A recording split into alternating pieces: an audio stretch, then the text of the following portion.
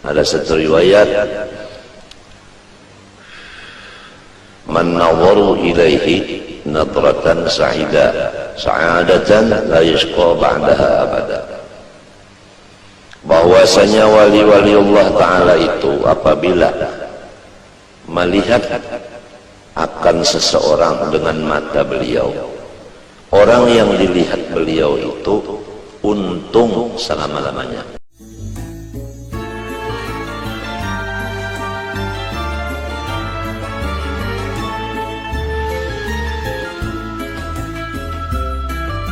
Selama kita duduk di hadapan atau di majelis orang waliullah, selama duduk di situ, malaikat semuanya memohon kepada Allah, ampunilah dosa orang itu semuanya.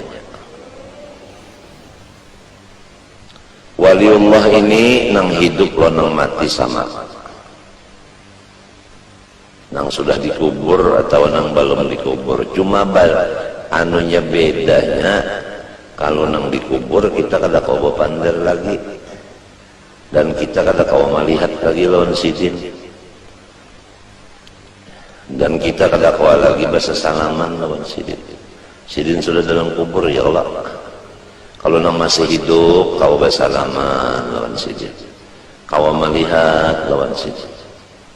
Apabila sidin melihat kita atau kita melihat sidin, ada disebutkan di dalam riwayat kita, inna lillahi rijalan man nadhara ilaihim nadratan sa'ida sa'adatan la yashqa ba'da abada. Ada satu riwayat, man nadharu ilaihi nadratan sa'adatan la yashqa ba'daha abada. Bahwasanya wali-wali Allah Ta'ala itu apabila melihat akan seseorang dengan mata beliau, orang yang dilihat beliau itu untung selama-lamanya. Atau beliau kada melihati, tapi kita nang melihat non beliau, nang ada cengangnya kita lawan sidin minten, maka si kita ini ditulis untung dunia akhirat.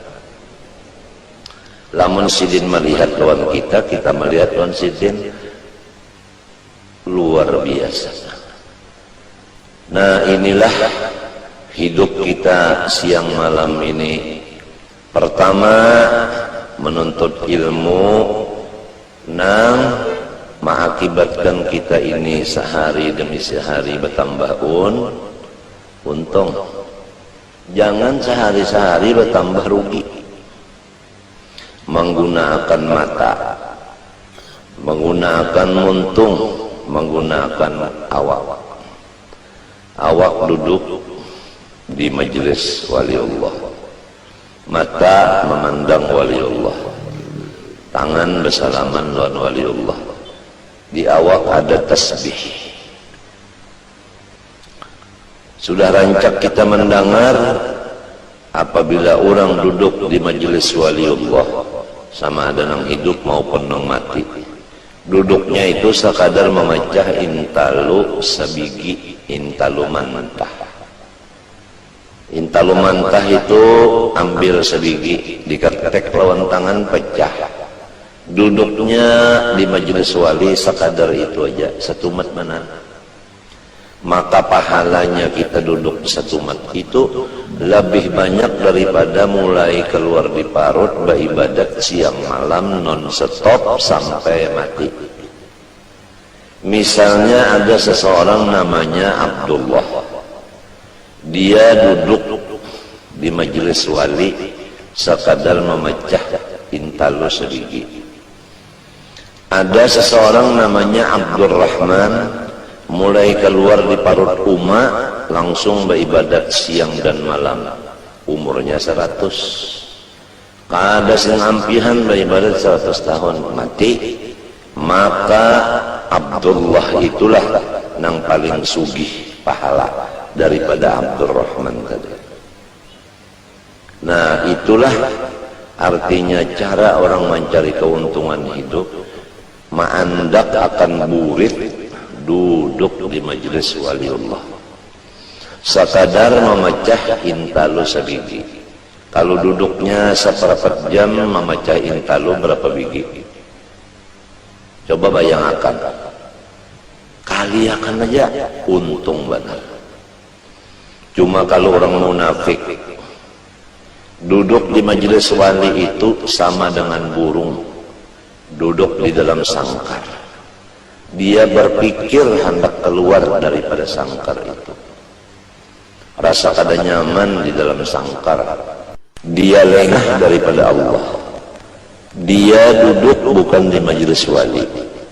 Dia kada bisi tasbih. Dia membuang-buang waktu. Mata kada melihat kepada orang soleh. Telinga kada mendengar kata-kata orang soleh. Tangan kada bersalaman lawan orang soleh. Beelang bukan ke tempat orang soleh. Jadi salah inya juga kada menggunakan awaknya kepada yang semestinya. Jelas saja kata. Fa inna lahu ma'isyatan dongka, diberi hidupnya itu susah. Selain daripada di dunia susah. Wa nahsyuruhu yaumal qiyamati a'ma. Dia bangun dari kubur ke padang mahsyar di dalam keadaan buta matanya. Kada gampangan orang buta berjalan mulai di kubur ke padang mahsyar. Tahantup-hantup. Lalu berpanggil lawan Tuhan, Rabbi lima hasyartani a'ma wa qad kuntu basira. Ulun di dunia ya Allah melihat saja mata, kenapa liba bangun di kubur ini picak? Ujar Tuhan, sudah berapa pelajaran-pelajaran disampaikan guru-guru agama, tapi ikam kada mau mendengar. Ada juga yang mendengar, kada maasik, kada menurut, kada memakai. Jadi walau umpat mendengar, tapi kada maasik, kada menurut, sama aja lawan yang kada mendengar juga. Hidupnya susah, kena bangun di kubur menuju padang mahsyar itu picak. Wa kadzalika yauma tunsa. Karena demikianlah pada hari kiamat ini engkau tidak dilayani sama sekali, dibiarkan sama sekali oleh Tuhan. Ya Allah kasihan. Jadi anak-anakku semua, taubatlah kita daripada segala kesalahan yang sudah lewat. Janganlah berjalan kecuali ke tempat orang soleh. Jangan bakawan kecuali orang yang soleh. Jangan melihat kecuali kepada orang soleh. Jangan ziarah kecuali ke rumah orang soleh. Dan jangan kada bisi tasbih. Dan sehari semalaman jangan kada minum kopi walau sedikit. Di samping itu apa-apa amalan yang diberi sudah oleh Abah dipakai.